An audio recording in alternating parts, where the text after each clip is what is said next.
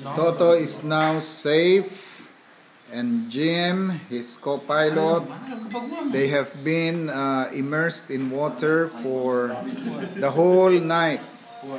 And these are their prayer partners.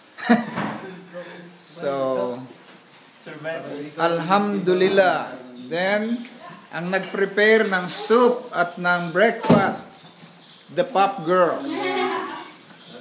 Wow, thank you. So, storya to. Hi. Unsay na hitabo bay?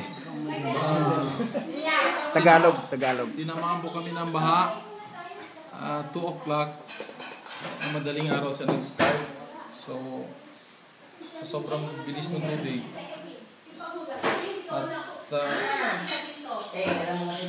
yung exit, supposedly, para exit sa mga sasakyan,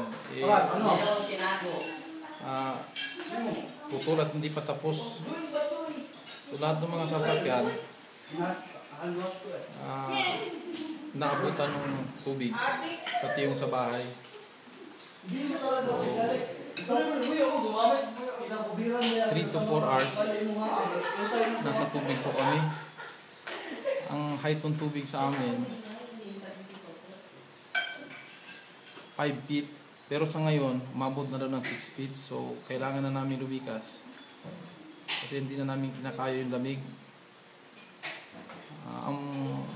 Wala talagang napan sa bahay. Totally, kung meron man yung mga nakahanger lang, the rest wala na. So kinuha kami ni Kuya Dan para dalahin sa house nila. So wala na talagang nilalamig na kami. So nandito po kami ngayon sa bahay nila. Pinakaya.